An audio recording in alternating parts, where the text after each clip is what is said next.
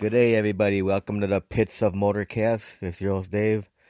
I have a line special guest all the way in Perth, Australia, Mr. Anthony Begley from the Aeroflow Outlaw Nitro Funny Cars and Hot Rods group. How you doing? Good, mate. How are you? I'm good. So, when did you first begin drag racing, Anthony? I started racing probably about 25 years ago. So, well, properly on the racetracks anyway. So, yeah, about 25 years ago in at the old Ravenswood track in Perth here. Yeah, so it was a long time ago now. It's it's been a good journey so far. So you did some street racing before you started on the track? Yeah, pretty much. It's like everybody did a little bit of stuff that you shouldn't have done back in the early days, and then finally woke up to it and worked out that you probably should do it on the track in somewhere safe. Yeah. So yeah, it's definitely the way to go, and would never do it ever on the street again. Probably haven't done it for 20 or 25 years. So yeah, it's definitely the way. So yeah, it's good. So when you first started drag racing on the track, what did you first start racing in? I started racing in a street car, pretty much, that ran in the 12, 13 second range. And then I moved into within a few years, I moved into like a high 9 second car, which was a half chassis car. So it was almost like a street car. I mean, in America, you'd get away with driving it on the street, but in Australia, you wouldn't. So yeah, it was pretty much what we called in those days a super sedan car. So yeah, so that was a long time ago now. A little bit different to nowadays, that's for sure. So what year did you get into the funny cars? I've been racing funny cars. I started off in the early 2000s racing alcohol funny cars. And I raced alcohol funny cars for many years, and then I went into a big show funny car in probably 2010, maybe 2009, 2010. So yeah, I've spent a lot of years racing big show cars, doing more exhibition stuff here. I did race 2 years ago in the NHRA in big show funny car. Yeah, very nice. Yeah, so and then obviously I raced the Outlaw series, which I love to bits, and I've been racing that since pretty much since it started in Australia. Well, I did race the very first meeting, and I've raced pretty much every meeting since it's been going. So I would only have missed a couple, that's for sure. So yeah, it's been a good journey, and doing what I love to do. Like, I love driving the funny cars. I also drive Top Fuel Dragster as well over here in Australia. So I do get around and get to drive some different bits and pieces. So yeah, it's good. So how many years has the Aeroflow group been going now? The Aeroflow group has probably been going close to 6 years now. Actually, when I say close to 6 years, it'll probably be around August, September this year. So probably 5.5 years now it's been running. So yeah, and it's a great thing, great event, and it's a really good show over here. It's one of those things that it's just getting bigger and bigger everywhere we go in Australia or New Zealand. it's it just packs it out. It's a great show. So it's it does really, really well. Yeah. So I know you're happy to have your daughter Emma in there. Yeah, no, it's great having Emma in there. She's a good little driver. She's been driving for a long time. She's come right up through the junior ranks, like with her brother, as well as her brother that's a couple of years younger than her. So she's been driving. She drove my street car, or one of my, well, it's a street car, race car, 11-second car. She'd been driving that. She'd been driving juniors and then went into that when she was 16. And then we put her into the Nitro funny car, our family one, when she was I think she was just turned 18.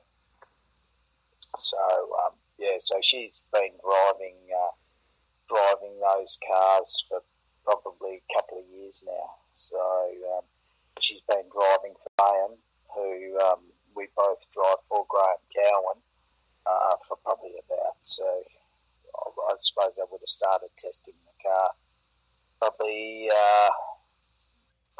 10 months ago now. So and she's done 3 meetings now. So she's doing really well with it. And I got to race her last meeting at Swan Hill, which was really good. That was a really good thing, and it was like a dream come true.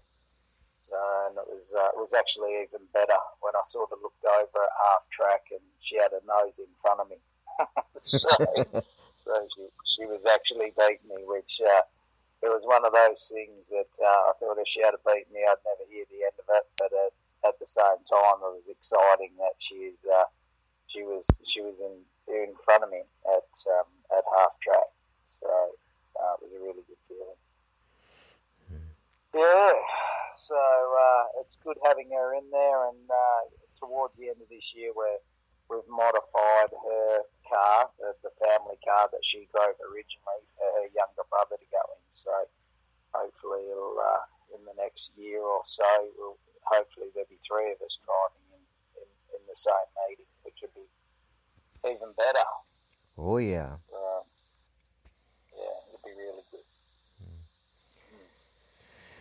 So now, Anthony, after all these years of drag racing, what still keeps you passionate about drag racing? Oh look, I just love it. I love the racing. I love the speed.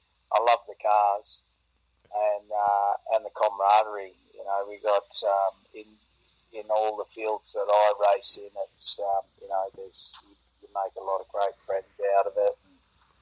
Everybody's willing to help everybody. So it's been like that in Australia, and I really enjoy it. And as I said, 2 years ago, I went over and raced in Big Show Funny Car in America and loved it. And hope in the next few years to go back. So and go do it a little bit over there. And that's the same thing. Over there, it's been we've met a lot of great people. And we've got a lot of help when we're over there, and it's just one of those things. You just I guess like a lot of people, you live for your goals, and every time you do something in drag racing that you want to do, there's something else you want to achieve. So you just keep going and going. So the passion's there, and I definitely love it. That's for sure.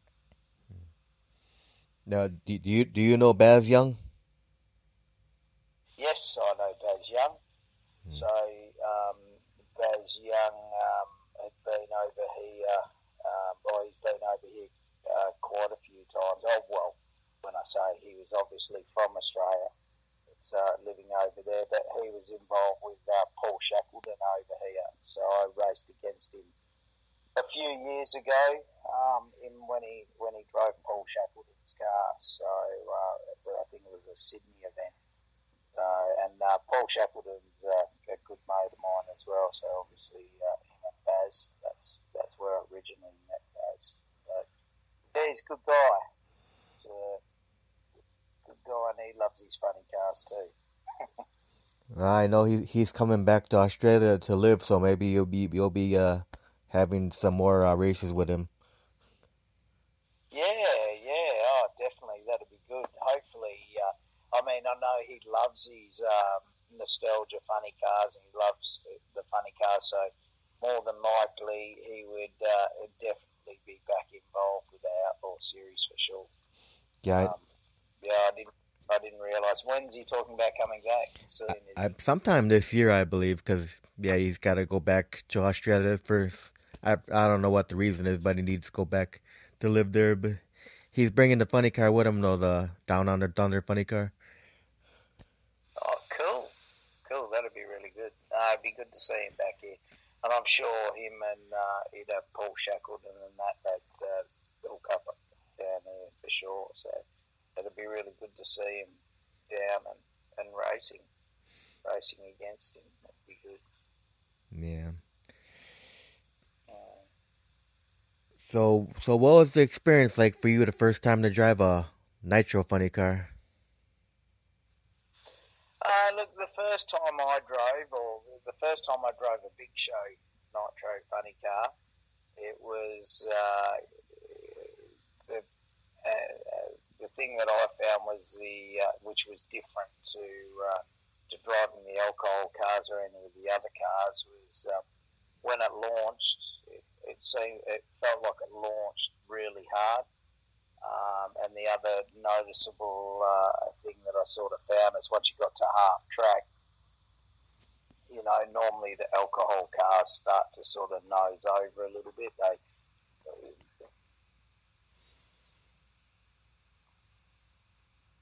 They just stop pulling. And they stop pulling where the Nitro cars just keep pulling through. So they just keep accelerating all the way until you take your foot off of it. So that is the noticeable difference. So over anything else that you drive. So yeah, it was one of those things. It certainly woke me up, but at the same time, it got me hooked on Nitro. I think there's nothing better than Nitro. So it's I've been hooked on it for a lot of years. Okay, so let's talk about the LA Hooker Outlaw funny car. What kind of body's on that funny car? The funny car that I drive is the LA Hooker, and it has got a Plymouth Arrow funny car body on it. So, which is it's actually a Pluga chassis. All Graham's cars are Pluga chassis. He was a great friend of Pluga and a great and loved the Pluga cars. So pretty much just about every car Graham Cowan's ever owned has been a Pluga car. So yeah, and it runs. They're running a small Cuba. I think they're around about. They're down now around about the 430 Cuba engine. So and it runs the nostalgia type heads, the standard deck type heads on it. Yeah, it's good. Sorry. How many gallons is a fuel pump? It's a 34-gallon fuel pump. So they're all running, all Graham's cars, and everybody in this class are either running 21-gallon or they run the 34-gallon pump. So the 34-gallon pump gives you the ability of bleeding a bit more fuel off, where the 21-gallon pumps with these, which I know that's what they traditionally run in America, are sort of a little bit more at their end. And the other thing that we run a little bit different to here than America is they run the points mags, where we run 44 amp mags with these. So so we run the 44s and the 34-gallon pump. So it's just gives it a bit more reliability, and obviously you get a bit more fuel up your sleeve. So, and the other great thing with the 34-gallon pumps, they make slightly bigger header flames.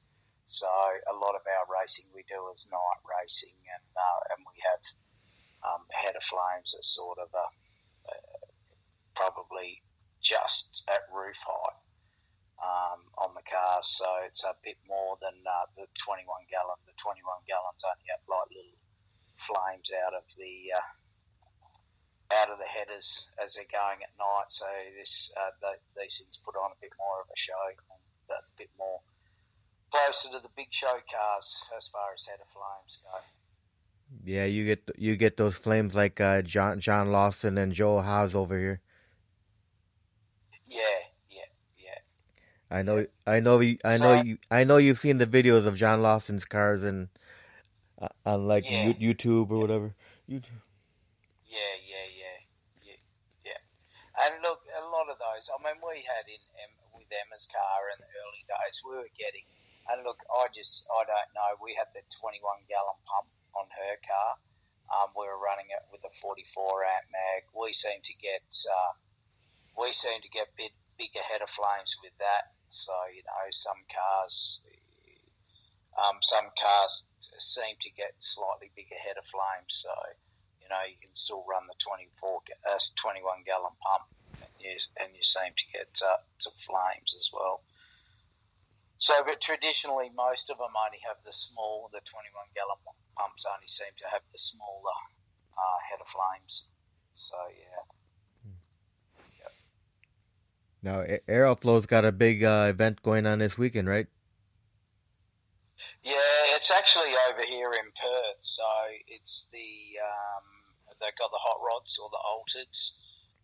So there's 4 of them racing here in Perth this weekend. So we've just been out, Connor, my son, and I've just been out with Graham and the crews that are over here at the moment. We've just been out for dinner, have something to eat, which is a traditional thing with Graham. Every night before a race meeting, all the crews get together and they go out for dinner. So it's a good thing, good camaraderie thing. So, yeah, tomorrow my son and myself, Connor and I, are crewing on Chucky's toy tomorrow. So Connor's doing the fuel and oil and helping me with the rocker gear. And then we've got one of the other guys, Michael, Mickey. He's going to do the clutch on the car. So so it'll be a good day tomorrow. That's for sure. So really looking forward to it. So it'll be good crewing on a car. I actually quite enjoy it sometimes. You're actually not driving. Takes a little bit of the pressure off, and you can go and have some fun and still have some fun and crew on the cars. So, yeah, so it'll be good. So Chucky's Toys driven by Rick Corsi. So it's gone from me racing against him, which I've raced a lot against him over the years, to come and work on his car mechanically. So looking forward to that. So now, for you, Anthony, with the LA Hooker, what's been the quickest ET you've had with that funny car? The quickest I've run with it is 5:58. So it run 5:58, or the quickest I'd run had been in the mid 5:60s for a few years, and I run 5:58 probably about a year ago now. So it was, I think I run I think it was about 2:57, 2:58 mile an hour. I think I'd run with that for memory. So yeah, so that's the quickest I've done, and it was funny when Emma got in and was testing, when she was testing the Let's Boogie when they first put it on the track with the new combo in for her. I think within her second or third pass, she'd run a flat 5:60 with 3 or 4 mile an hour quicker than I've ever gone. so it was funny. So yeah, so the cars are are going good, and most of them are pretty consistent and pretty. Occasionally, you'll get like the black Chev or something like that might throw out a 40 or something, but most of the cars in the series will perform in the 50s, 60s, so it makes for good racing. So a lot of the time it comes down to reaction time and, you know, whether you've got a pedal, whether you keep it in the middle of the groove, you know, that's pretty much what it comes down to, which is a pretty cool thing. So, yeah. Yeah, Emma told me she has a need for speed. Yeah, she certainly does. I think we're all the same. A brother is no different. He's an apprentice mechanic, and you know, between him, her, and myself, it's So I don't know where it comes from with them, where they get it from. So, gee, I don't know, Dad. Where they get it? That's it. I think being dragged up around the drag strip, I've got a picture of her I used to have a little Chev Love, like in the early, or probably 20 years ago. I was racing a Chev Love Ute with a supercharged small block in it. And I've got a picture that I show people occasionally with me sitting in the driver's seat of the car and Emma sitting on my knee. And she would have been the whole of probably 2 years old. If she was lucky, 18 months to 2 years old sitting in the car. So, yeah, that's how long they've been around in it. So, yeah. Okay, so now Anthony, when you first started drag racing way back 25 years ago, who yep. who was inspirational to you out there that was drag racing? Anybody? Yeah, look, it was always. We've got a guy over here. He's actually from Perth. You know, called John Zappia. He's a top Dorset racer or pro mod racer. He went over to America and raced pro mod last year. You know, there's him and another guy, Victor. And those guys were really who I looked up to when I was younger. You know, back it wasn't really a pro mod. It was called in Australia they were called the Wild Bunch back then. They weren't really a class. So, you know, that was John Zappia was always a big one, and as I said, Victor Bray, and you know, we had some Nitro funny car drivers here, Alan Dobson and guys like that. You know, so they were always inspiration to me locally. And the best part about it is over the years I've got to race with them all and against them all. So it's been really good. It's been really good to get the opportunity to race with some of these guys and against them. So yeah, and then you know, over in America, there's always there's a lot of people who I've always looked up to. So you know, it's been great. It's been great over the years. You know, we've had Gary Demption come over here a lot over the years. You know, so I watched him when I was a kid. You know, and I actually in America a couple of years ago I got to race against him. So that was a really cool thing. It was only a qualifying run, but you know, I got to race against Gary Demption. So I remember watching him when I would have been 18 or 19. Well, actually, probably a bit older than that, in my early 20s, watching him in Australia racing back then, and then to get a chance to actually physically race him it was actually in Las Vegas. I raced him, so it was really cool. So yeah, so you've had a lot, and obviously you're always watching and following the way it's always gone in the US. So there's a lot of people there that have sort of inspired me over the years, for sure. So now, when you first started drag racing, what was your family supportive of your drag racing? Yeah, look, my family was my wife was always Jane. She was always, if you want to do it, do it. So she was always there with me. My parents were never big ones. My mum comes and watches me race, but she doesn't necessarily like it. She hates the fact that my daughter races them now as well, but she still comes and watches. I think it's more worried than anything. But they still do support you, even though it does worry them. I think I've shocked them a few times over the years. I hope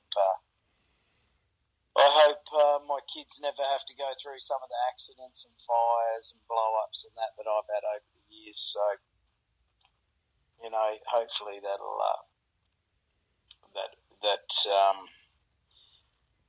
will keep the family supporting you. Then they tend to if you have an accident or if you have some of these blow-ups and bits and pieces that sort of family sort of second guess whether you're doing the right thing, but generally, if everything's going good, they're always really supportive and always have been supportive. So, yeah. All right. So now, with the LA Hooker Funny Car, how many crew members do you have, and who are your crew members? So generally, I've got 4 crew members on my car. And it just depends when we race in different states, and that sometimes my crew may vary. So, but generally, I've got Rod Bailey crews for me, and he is the tuner and owner of the chemical warfare car that I drive, the Big Show car. I've got a young guy, Brody Pilkington, so he's in his early 20s. He's a good friend of Emma's, and he is on my car. And I've got Todd Hallwood, which is another guy that crews on my Big Show car. So so they're my main crew, and then when we're racing, depending on when we're racing, and over the years whether he can or not, my son Connor, he crews for me as well where he can when he's not working with him doing an apprenticeship. He hasn't got the flexibility to travel with us anymore. So and when we're over the other side of the country, we got young Bunny, which is she's a friend of Emma's, so she crews for us as well. Her and Emma used to race against each other at junior drags just a lot of years ago. So so it's great. I've got a vast range of crew depending on where we are, and they're all a good bunch and certainly qualified to do the work. Yeah, you can't do it without the good crew. Nah, that's it. You'd be buggered without the good crew. That's for sure.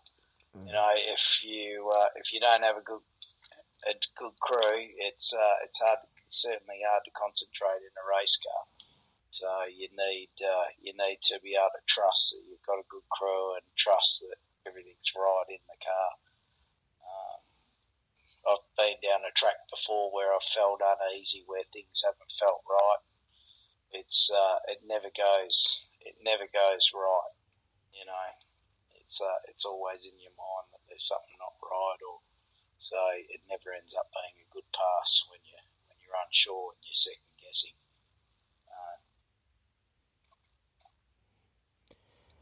Now, who are the sponsors for your funny car? Our sponsors are obviously with the owner, Graham Cowan. He's obviously owns Rocket Industries, so Rocket Industries, Aeroflow, and the Cowan family are the sponsors on our car. So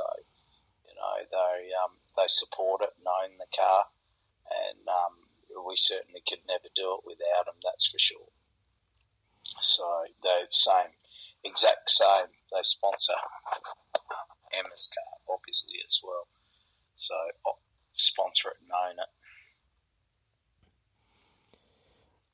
So now, do you have any superstitions on a race day? Do you have to do anything the same way every time you race?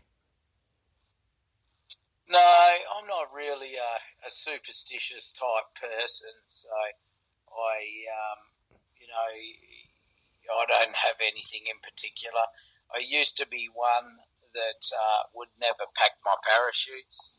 In the old days, that's probably the only thing or the closest thing to a superstition I ever had. Once upon a time, it was probably 20 years ago now, I packed my parachute. It was the only time I packed it.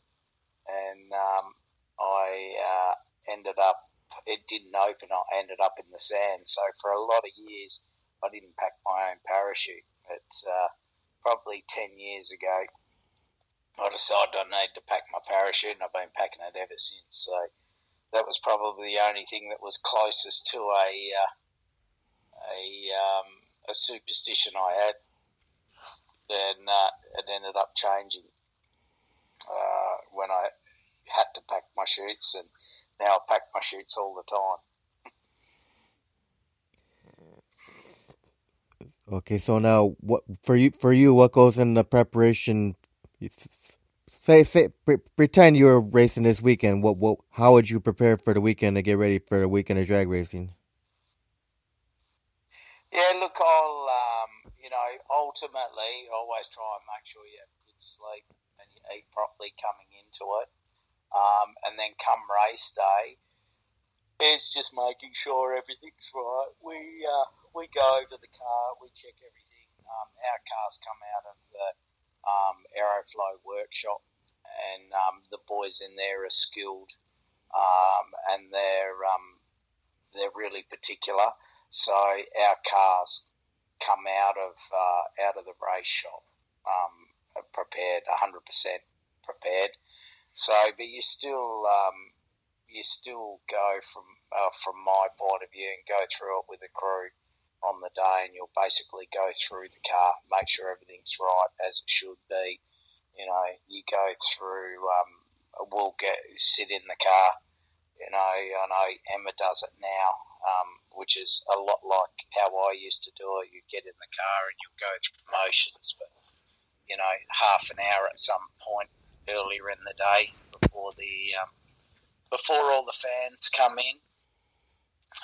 And you'll just go through everything, make sure everything's right, make sure nothing's moved, make sure everything feels right in the car, and then that's it. You're ready to go. And we generally will do that in the mornings and go through, and then by sort of early afternoon, that's when all the fans start to come into the racetrack, and that's when you end up having to get in and start signing stuff. So we spend a lot of time signing and talking to fans at the racetrack. So now, what are your favorite tracks to run on out there in Australia? Sorry? What are your favorite tracks to race on in Australia? My favourite track, obviously my home track in Perth. I think everybody, anybody anywhere will always say the home track. That's generally where most people will start racing and, spend a lot of time racing through your early days in your career, and always love to come back because they're the people that know you. But I've got there's a lot of good tracks. Like I love Willowbank in Queensland because I've spent a lot of time racing there. Love Sydney; it's a beautiful track. We went to a track. A month ago called Swan Hill, and that's fastly becoming one of my favourites. After going there. And just coming through this little country town in the middle of nowhere, and then just pulling out through this speedway and go-kart track and bits and pieces, and you're pulled out to the back of it.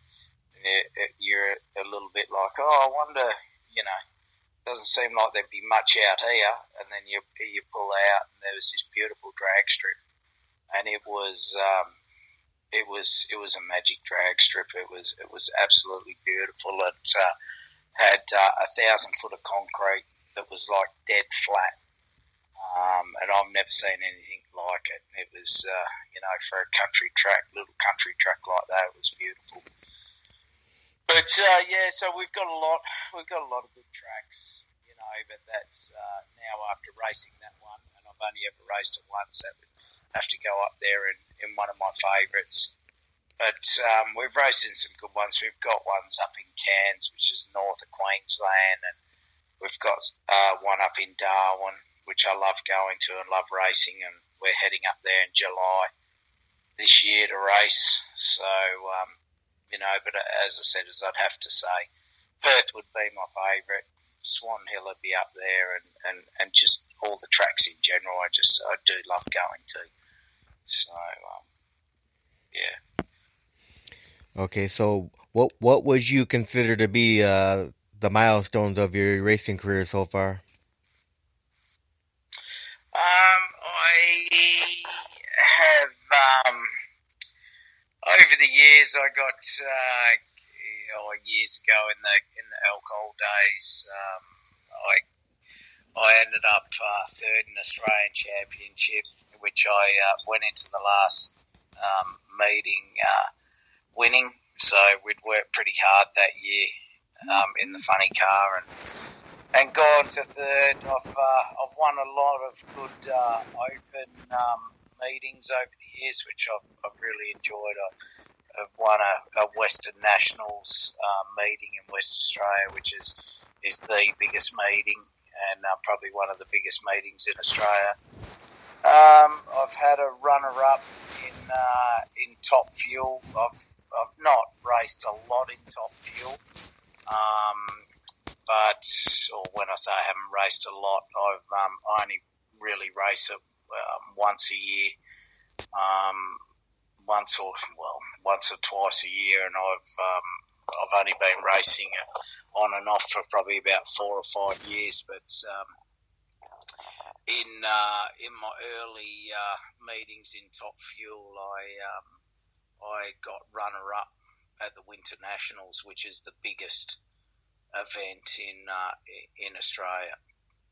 So that was a great, great milestone, and then just to get the chance to go over and race in America in the big show cars, and and basically, and what we've done here with Aeroflow, Aeroflow is such a great thing, and I've had some really good meetings. I've had a lot of seconds and thirds, and I've never quite had a chance to crack a first place in the 5 years, but I've had plenty of first, seconds, and it's just sort of never gone my way for a first place. But I'm sure it'll happen at some point. As I said, I've had a lot of great moments and a lot of great meetings and run a lot of great events. But as I say, I really have. I have done had a lot of meetings that I've thoroughly enjoyed and had a lot of good success racing with. That's for sure. All right, now, what's been one of your most embarrassing moments on the track? Embarrassing moments. Yeah. When probably 20 odd years ago, I blew a diff on the start line and oiled the track for the first 200 foot before I could sort of get the thing off and off to the side, and that was destroyed. It was getting late in the night for racing, and it finished racing for the rest of the meeting. They had to cancel the meeting after that, so that was probably one of my most embarrassing. And I guess I've had other ones where you've had mishaps and that sort of thing. Cars have turned sideways. I had a meeting in Perth not long ago in LA Hooker, where my accelerator jammed on my throttle jammed in the burnout. I ended up doing a full track burnout. So that was a little bit on the embarrassing side. Yeah, I can. Couldn't get off, and I'd spent just about the whole track trying to get the thing shut down before I decided to pull the chutes at the other end and kill the magneto switch. So I've had many, like everybody, but lucky I'm the type of person that it's water off a duck's back. Most things, just take it as it comes. All right. So what's been your greatest memory of your drag racing career? I would have to say now would have been a month ago racing against Emma. That was the absolute ultimate. So it was one of those things that when I got told that I was up against her, I thought really, this is finally going to happen. You know, after all these, it's been talked about for a long time, but it's finally going to happen. So it was probably the greatest thing that's ever sort of happened in drag racing to me. And as I said a bit earlier, you know, to see I sort of glimpsed over at half track, the sort of left-hand side, and I could see she had me. She probably would have had me by half a car at half track. So even though I'm a fairly competitive person, it was pretty cool, and it's a pretty great memory to see my 20-year-old daughter, nearly 21-year-old daughter, sitting there and in front of me at half track. You know, that was pretty cool. It was definitely pretty cool, and probably would have to be the highlight of my racing time. So yeah. Awesome. So, okay, Anthony, do you have any final words or thank yous you want to do before we close out? Yeah, look, I'd like to say I'd like to come over and have another crack in America at some point. In the big show cars, I'd love to have nostalgia, but I'd love to come over there and have a crack, and obviously I'd love to thank Graham and Wendy Cowan for having us with Aeroflow and giving us a chance to be able to talk about this, because without them and without the series, you know, we wouldn't have what we have. We wouldn't have the cars that we've got to race. So, you know, I'd definitely like to say a big thanks to them. And you know, it is great. It's a great opportunity they give us, and you know, and for my family to be putting up with me and all my racing for years on end. So, yep. So that'd have to be it for me. Awesome. Well, if anyone, I can't even talk. If anybody wants to see where he's going to be at, they can go on the Aeroflow page on Facebook, and all the updates are on there. Yep. And there's a website too, right? That's it. Yep. And if anybody ever wants to follow us and see what we're doing and where we're doing with all our racing, it's I've got Anthony Begley. Anthony Begley Drag Racing, which is my Facebook site. So if anybody wants to like that, they can always see what I'm doing, what Emma's doing, and you know, and see what we're doing from our side of it with all the meetings we do with the Aeroflow as well. So yes, make sure you do that. Go to Anthony Begley, give him a like. Go to Emma's page, give her a like. Give them both a like. That'd be great. You'd always be able to see what we're doing. So we've got that all that on Facebook, and Well, obviously, we're both on Facebook, so if anybody ever wants to send us a friend request, we're always open for anything. So, yeah, there's not a problem with that. Well, thank you for your time, mate.